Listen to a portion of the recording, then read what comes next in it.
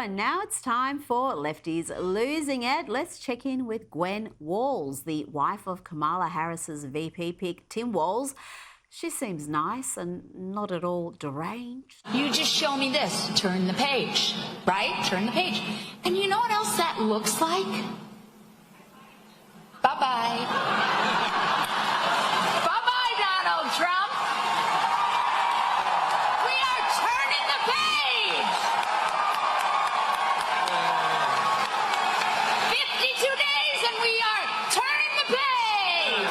52 days and it is bye-bye, Donald Trump. Okay, I would have thought turning the page would involve getting rid of the current lot in power, and that's the Democrats last I checked. But anyway, talking about Democrats, she's back. Hillary is back with a wackadoodle MSNBC host, Rachel Maddow, and Hillary reckons that the media is too soft on Donald Trump. And note, this interview is after the second assassination attempt on Trump's life, inspired by the Dems labelling him a threat to democracy. So why don't we do that some more? And I don't understand why it's so difficult for the press to have a consistent narrative about how dangerous Trump is.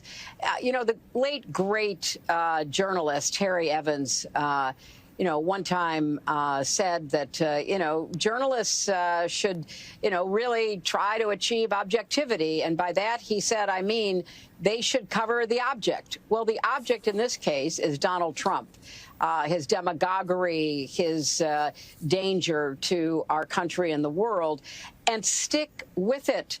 Stick with it? Until when?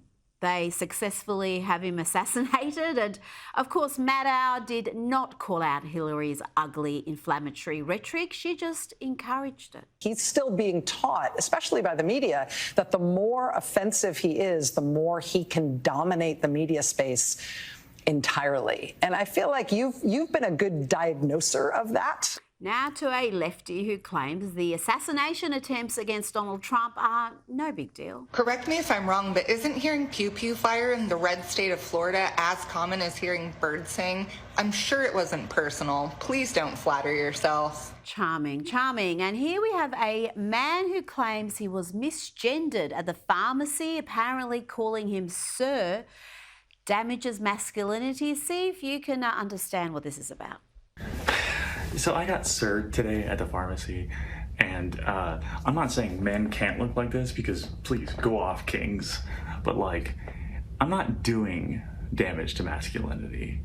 I think y'all are when you serve me, when you call me a man, right? I'm not a man.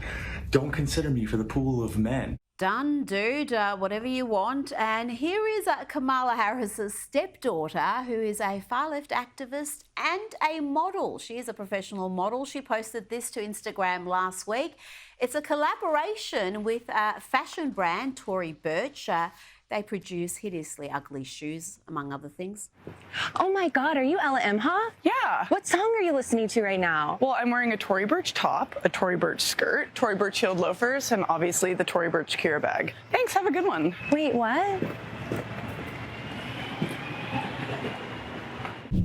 We are learning more about the second Trump assassination attempt and the accused gunman, Ryan Wesley Routh, and what inspired the 58-year-old to target Trump. The suspect has a history of posting anti-Trump rhetoric, much of it mirroring Democrat talking points. The New York Post reports Routh has repeatedly railed against Trump on social media and posted about his alleged threats to democracy. And yes, that echoes precisely what we hear from Democrats, including Vice President Kamala Harris and President Joe Biden.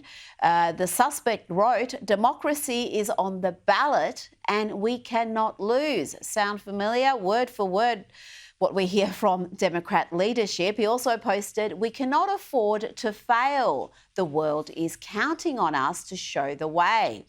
And after the July assassination attempt at a Trump rally in Pennsylvania, he posted this to Joe Biden and Kamala Harris. He wrote, "You should visit the victims in the hospital of the Trump rally victims and attend the funeral of the firemen that died. Trump certainly never would show the world what real leaders do." Let's cross now to Florida to speak to Newsweek's senior editor-at-large and senior counsel for the Article 3 project, Josh Hammer. Josh, what more can you tell us about the suspect and how he managed to come so close to President Trump with an AK-47 style rifle?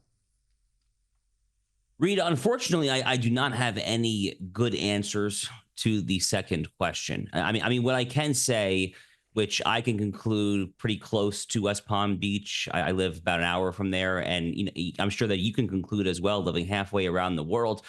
The Secret Service clearly has not learned any of the relevant lessons whatsoever from the near miss, the near assassination of Donald Trump in Butler, Pennsylvania in July 13. Now, I saw some people saying that Donald Trump playing a round of golf at Trump International, West Palm Beach, was an off the record, off the books trip.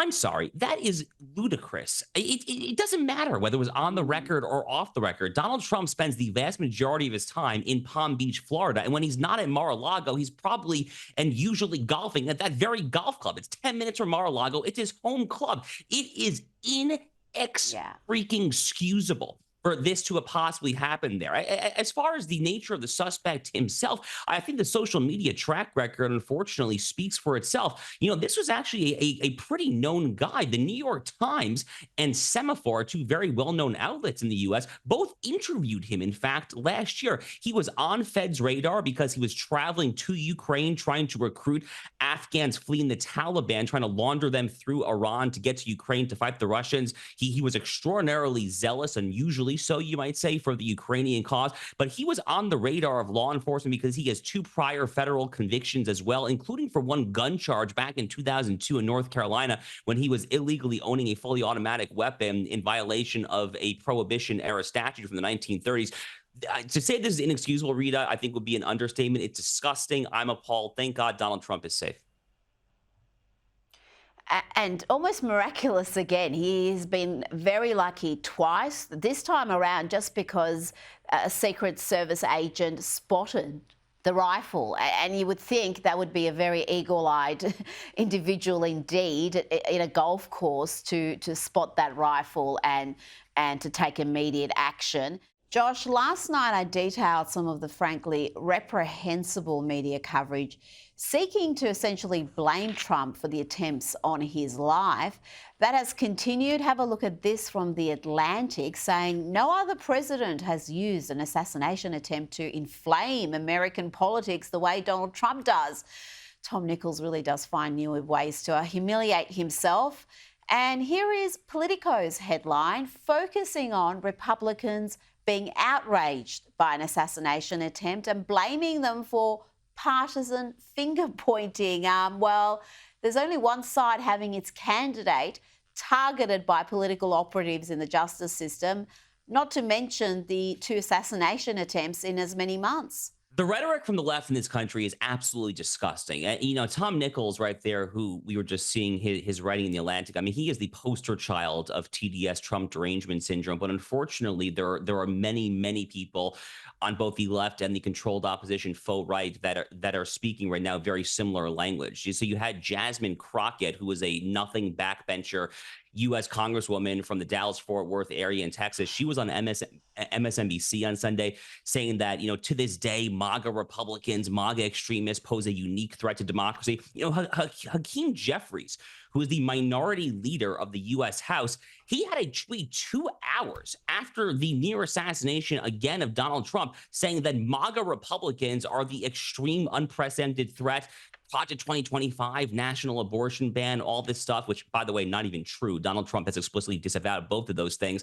And then Hakeem Jeffries actually doubled down in another post on X on Monday morning. So these people have no shame whatsoever. But to your other point, it has not escaped many of us that the political violence and the attempts to assassinate political rivals it really is disproportionately, overwhelmingly, I would say nearly exclusively coming from the political left against the right.